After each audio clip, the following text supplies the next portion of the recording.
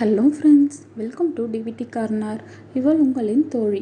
இன்றைக்கி நம்ம முருங்கீரை வச்சு சூப்பராக ஒரு காரக்குழம்பு பண்ண போகிறோம். நான் இந்த மாதிரி முருங்கீரை எடுத்து வச்சுருக்கேன். இது ஃப்ரெஷ்ஷாக இப்போ பறித்து எடுத்தது. இதை வச்சு நம்ம சூப்பராக ஒரு காரக்குழம்பு பண்ண போகிறோம். வாங்க எப்படி பண்ணுறதுன்னு பார்க்கலாம். அதுக்கு முன்னாடி நீங்கள் நம்ம சேனலில் சப்ஸ்கிரைப் பண்ணாமல் இருந்தீங்கன்னா சப்ஸ்கிரைப் பண்ணிவிட்டு பக்கத்தில் இருக்க பெல் ஐக்கானை கிளிக் பண்ணிக்கோங்க. நான் எப்போ வீடியோ போட்டாலும் உங்களுக்கு நோட்டிஃபிகேஷன் வந்துடும். நீங்கள் ஈஸியாக நம்ம வீடியோஸ் எல்லாமே பார்க்கலாம். இப்போ வாங்க நம்ம முருங்கைக்கீரை காரக்குழம்பு எப்படி பண்ணுறதுன்னு பார்க்கலாம்.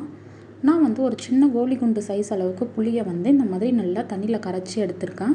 அதில் 2 ஸ்பூன் அளவுக்கு குழம்பு மிளகாய் தூள் ஆட் பண்ணிக்கோங்க. அடுத்தது ஒரு 1/4 ஸ்பூன் அளவுக்கு மஞ்சள் தூள் ஆட் பண்ணுறேன். நான் உங்கள்கிட்ட குழம்பு மிளகாய் தூள் இல்லைன்னா நீங்கள் தனியாத்தூளும் ப்ளஸ் ரெட் சில்லி பவுடரும் ஆட் பண்ணிக்கோங்க. கொஞ்சமாக பெருங்காயமும் ஆட் பண்ணியிருக்கேன். தேவையான அளவுக்கு உப்பு ஆட் பண்ணிக்கோங்க. நம்ம உப்பு ஆட் பண்ணிவிட்டு இதை நல்லா கரண்டி போட்டு கலக்கி எடுத்துடுங்க. எந்த ஒரு கட்டியும் இல்லாமல் நம்ம நல்லா இதை கலந்து வச்சிடலாம்.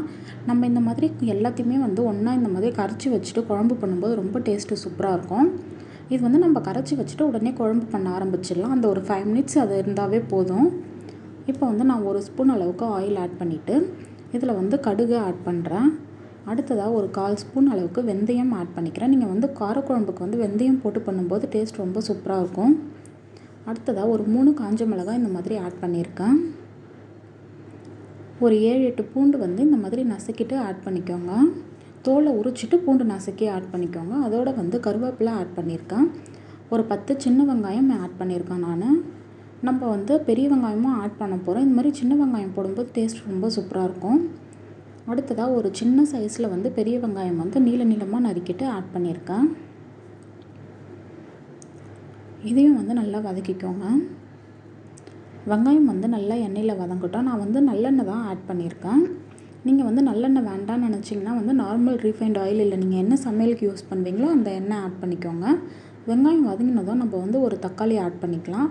நான் நல்லா பழுத்த தக்காளியாக ஒரு தக்காளி ஆட் பண்ணியிருக்கேன். பார்த்திங்கன்னா தெரியும், தக்காளி ஓரளவுக்கு வதங்கட்டும். அதுக்குள்ளே நம்ம இந்த மாதிரி புளி தண்ணி கரைச்சி வச்சுருக்கோம் இல்லையா, அதை இதில் ஆட் பண்ணிக்கலாம். இப்போ தக்காளி வதங்கிடுச்சு. நான் இந்த புளி தண்ணியை இதில் ஆட் பண்ணிக்கிறேன். ஆட் பண்ணிவிட்டு நல்லா கலந்து விட்டுருங்க. இது ஒரு கொதி வரட்டும். அதுக்கப்புறமா நம்ம ஸ்லோ பண்ணி வச்சுக்கலாம். இப்போ பார்த்திங்கன்னா தெரியும், கொதிக்க ஆரம்பிக்கும். அது இப்போ ஹை ஃப்ளேம்லேயே வச்சுக்கோங்க. ஃபஸ்ட்டு ஒரு கொதி வரட்டும். அதுக்கப்புறமா ஸ்லோ ஃப்ளேமில் வச்சுக்கலாம். நம்ம இப்போ பார்த்திங்கன்னா கொதி வர ஆரம்பிச்சிச்சு. இப்போ ஒரு தட்டு போட்டு மூடிட்டு நீங்கள் ஸ்லோ ஃப்ளேமில் ஒரு 10 நிமிஷம் நல்லா கொதிக்க விடுங்க. நான் இப்போ மூடி வச்சிடுறேன். அடுத்ததாக நான் நல்லா கீரை இந்த மாதிரி முருங்கைக்கீரையை உருவிட்டு எடுத்திருக்கேன். இதில் கொஞ்சம் கொஞ்சம் காம்பு இருந்தால் பரவாயில்ல. நம்ம காம்புமே நமக்கு உடம்புக்கு நல்ல ஸ்ட்ரென்த்து தான். இது நான் ஃப்ரெஷ்ஷாக அப்படியே மரத்துலேருந்து பறித்து இப்போ யூஸ் பண்ணுறேன். உங்கள்கிட்ட ஃப்ரெஷ்ஷாக கீரை இல்லை, நீங்கள் கடையிலலாம் வாங்குறீங்க அப்படின்னா இதை ஒரு 2 டைம் நல்லா வாஷ் பண்ணிக்கோங்க.